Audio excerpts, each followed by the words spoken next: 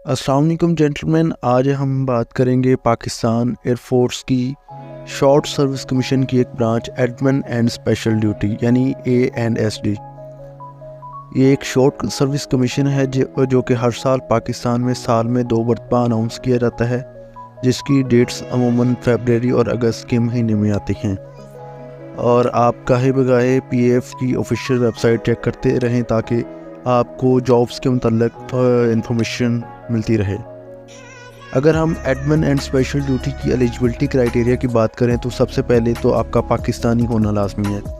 अगर आप dual nationality के मालिक हैं तो आपको फ़ॉरेन नेशनलिटी सरेंडर करनी पड़ेगी। इसके अलावा आप मेल कैंडिडेट्स ही अप्लाई कर सकते हैं। और एज क्राइटेरिया की बात करें तो 18 to 30 ईयर्स तक के लोग अप्लाई कर सकते हैं शॉर्ट सर्विस कमीशन में। इसकी हाइट 163 सेंटीमीटर है और मैरिटल स्टेटस में मैरिड और सिंगल दोनों लोग अप्लाई कर सकते हैं। अगर हम क्वालिफ़िकेशन की बात करें तो आपका BS सिविल इंजीनियरिंग होनी चाहिए। और यहाँ पे एक बात याद रखनी चाहिए कि जो भी शॉर्ट सर्विस कमीशन में एडमिन स्पेशल ड्यूटी के तौर पे अप्लाई करता है तो उसका FSC बैकग्राउंड होना लाजमी है, फिर ही वो अप्लाई कर सकता है एडमिन एंड स्पेशल ड्यूटी में। अगर हम इन एलिजिबिलिटी क्राइटेरिया की बात करें तो इसमें अगर आप 2 बार नोट रिकमेंड हैं ISSB की तरफ से या जनरल हेडक्वार्टर की तरफ से या किसी भी medical board, appeal medical board या CMH CMB वगैरह से आप मेडिकली अनफिट हैं, आपको हेपेटाइटिस B या C की वजह से अनफिट करार दे दिया गया है तो आप अप्लाई नहीं कर सकते। इसके अलावा अगर आप कन्विक्टेड बाय लॉ हैं या किसी भी गवर्नमेंट एकेडमी या सर्विस या पाकिस्तान आर्मी, एयरफोर्स, नेवी की ट्रेनिंग एकेडमी से अगर आपको डिसिप्लिनरी एक्शन की वजह से निकाल दिया गया है तो भी आप अप्लाई नहीं कर सकते। इसके अलावा अगर हम इसके डॉक्यूमेंट्स की बात करें तो इसमें आपको सबसे पहले आपका ओरिजिनल CNIC कंप्यूटराइज चाहिए होगा। इसके अलावा आपको फादर मदर का CNIC और अपनी मैट्रिक और FSC की मार्कशीट और सनद वगैरह।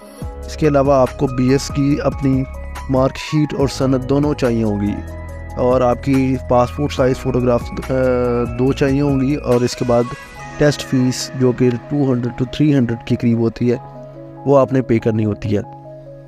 अगर हम इसके सिलेक्शन प्रोसीजर की बात करें तो एडमिन एंड स्पेशल ड्यूटी में सबसे पहले आपको PAF.gov.pk की ऑफिशियल वेबसाइट पे आपने अप्लाई करना होता है। अप्लाई करने के बाद अगर जब आपकी डेट आएगी तो आपने एंट्री टेस्ट देना होता है। एंट्री टेस्ट में वर्बल, नॉन वर्बल यानी इंटेलिजेंस क्वेश्चंस होते हैं और फिज़िक्स और मैथ के क्वेश्चंस होते हैं। इसके अलावा इनिशियल मेडिकल होता है जो कि आपका उसी दिन या उससे नेक्स्ट डे पर हो जाता है। इसके बाद आपका इनिशियल इंटरव्यू होता है। इनिशियल इंटरव्यू के बाद इनिशियल मेरिट लिस्ट यानी फर्स्ट मेरिट लिस्ट लगती है।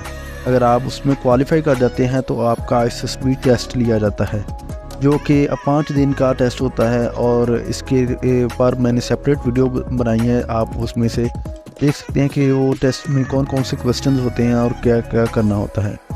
अगर आप वो टेस्ट पास कर लेते हैं, उसमें से रिकमेंड हो जाते हैं तो आपका फाइनल मेडिकल होगा। फाइनल मेडिकल के बाद आपकी फाइनल मेरिट लिस्ट लगेगी जो कि आपकी GHQ की तरफ से लगेगी और वो आपकी ओवरऑल परफॉर्मेंस की बेस पे लगेगी।